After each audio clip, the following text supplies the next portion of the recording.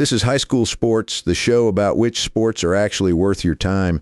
Your hosts are Robbie and Terry, both 15 every week. They break it down so you actually get it. Which sports are actually worth your time. I'm Terry. And I'm Robbie, and today we're talking about the walk-on, the kid who shows up with zero experience and somehow makes the team. Zero experience, maximum nerve. Like, who does that? Apparently a lot of people, and some of them end up being legends. Before we get into legends, let's define the walk-on. No scholarship, no recruiting letter, no hype reel, just you showing up to tryouts. Which sounds terrifying, honestly. Everyone else has been playing since they were 6. But here's the thing, coaches aren't always looking for the most polished player. They're looking for athletes. Right, like someone who moves well, listens well, and doesn't quit when things get hard. And that is coachable. That is actually the word coaches use, obsessively coachable.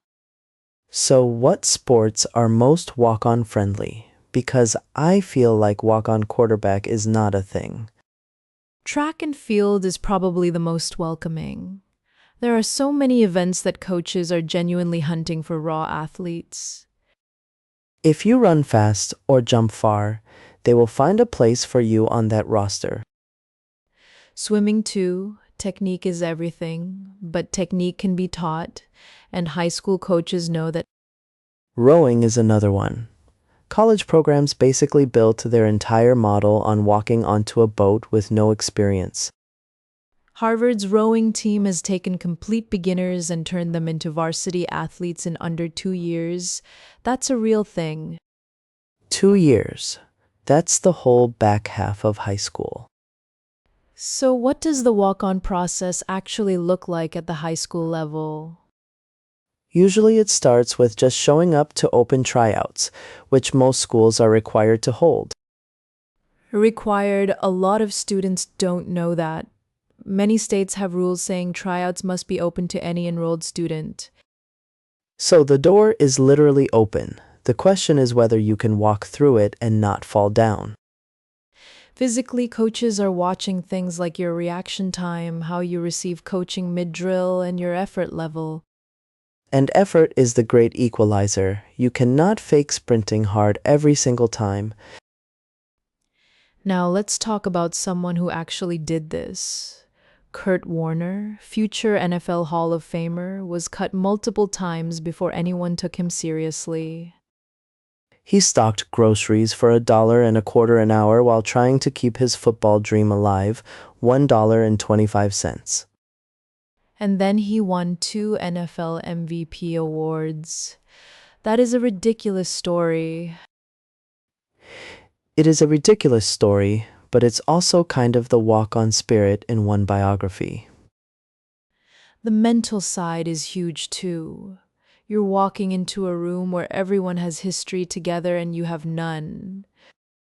That's socially hard, not just athletically hard. You're the new person in an established group. Sports psychologists call it the imposter feeling, and studies show about 70% of athletes experience it at some point. 70%. So even the star players sometimes feel like they don't belong. Which is actually kind of comforting if you're the walk-on standing in the back of the gym sweating. The advice from coaches is almost always the same. Be early, stay late, ask smart questions, and do the boring stuff well. The boring stuff meaning drills, conditioning, the things veterans might coast through because they've done them 1,000 times. And the walk-on does them 1,001 times with focus, because every rep is an audition. There's also a strategic move some people don't think about, talking to the coach before tryouts even start. Like an actual conversation? Just walking up and saying hi? Yes, introduce yourself, say you're trying out, ask what they value in players. That is not brown-nosing, that is research. It also means the coach has a face and a name before you're just number 47 in a crowd. At the college level, walk-ons make up a huge chunk of rosters. Division 1 football alone carries about 30 walk-ons per team on average. 30. And some of them go on to start, which means the path is real, not just motivational poster real. So if you're listening and you've been thinking about trying out for something cross-country, volleyball, wrestling, anything, this episode is for you. The worst they can say is no, and even no is data.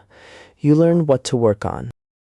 And you come back next year with better data and more reps under your belt. The walk-on story is really just the athlete's story told at the beginning before anyone's paying attention. I love that, before anyone's paying attention. That's when it's actually the most interesting.